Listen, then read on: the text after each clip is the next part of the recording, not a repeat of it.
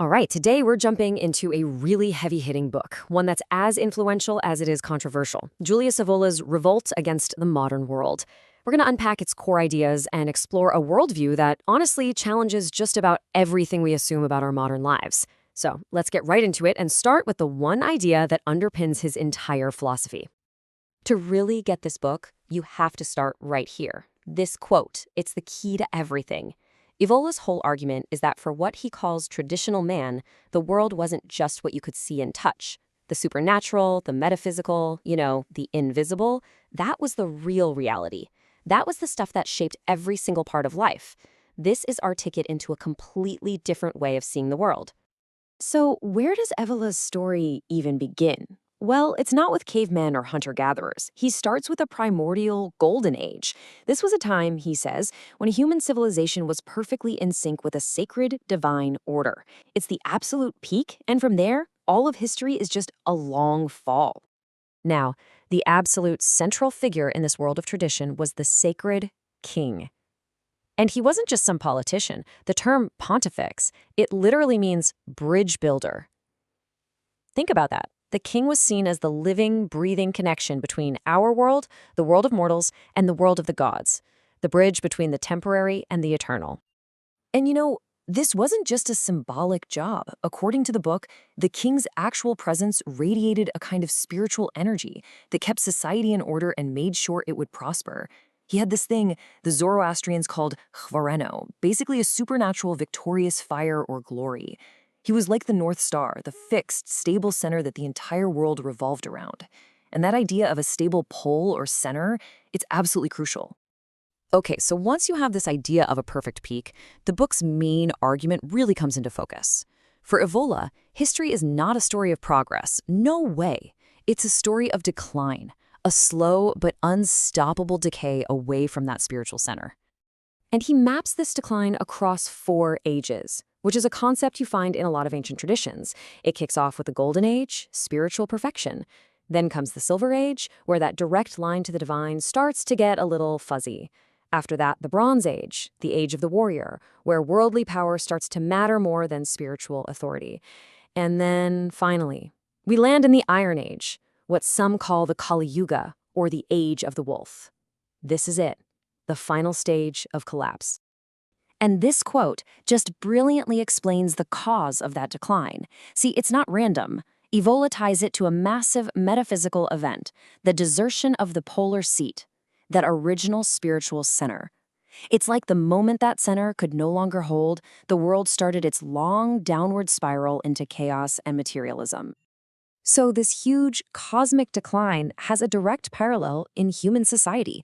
As that connection to the transcendent gets weaker and weaker, the very structure of civilization starts to get flipped completely upside down.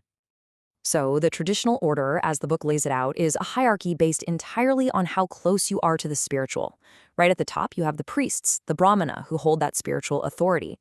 Below them are the warrior nobility, the kshatriya, who maintain order through honor and loyalty. Then you get the merchants, the vaishya, who are focused on the economy. And at the very bottom are the laborers, the shudra, whose lives are tied to physical, material things. Now for Evola, this isn't about oppression. It's about every function having its proper, sacred place in the grand scheme of things. This slide just shows it perfectly. It's the huge shift in values that happens when that hierarchy gets inverted. When power slips from the second caste, the warriors, down to the third, the merchants, everything changes. Honor gets replaced by profit. Loyalty and faith get replaced by a calculated business contract. The whole ethical system gets turned on its head. It goes from being about spirit and heroism to being about gold and self-interest. And the fall just keeps going. This regression of the castes, as he calls it, first leads to the rule of the merchants, which Evola says is basically capitalism and plutocracy, ruled by the rich. But it doesn't stop there. The final stage is the rise of the lowest caste, the laborers, which he sees ending in Marxism, in this kind of faceless mass collectivism. Step by step, it's a total collapse into pure materialism.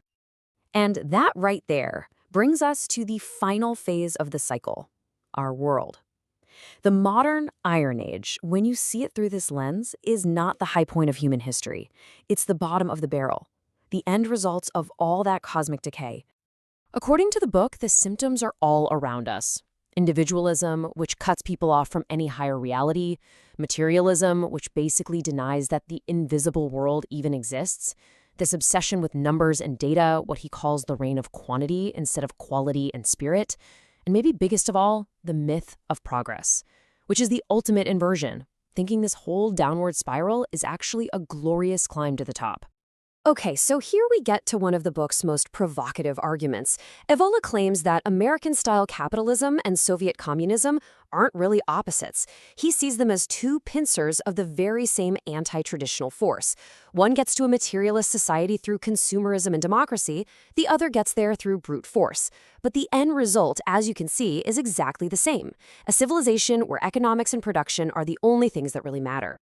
So, if you're faced with this vision of total decay, what do you do? This finally brings us to the title of the book itself. What does this revolt against the modern world actually look like? And it's so important to understand this part. This revolt is not a political program. It's not a party you can join. It's not a call to go out and start a revolution in the streets. It's an internal thing, a spiritual orientation. It's all about how an individual can live in the Iron Age without being of the Iron Age, how you can hold on to the values of that world of tradition, even when it seems like that world has gone forever. And this brings us full circle, right back to where we began. The revolt is the act of living as if that first quote is true.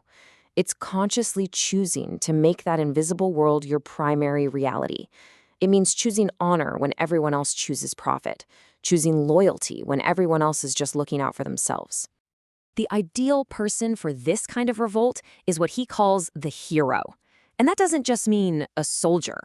It means someone with a heroic spirit.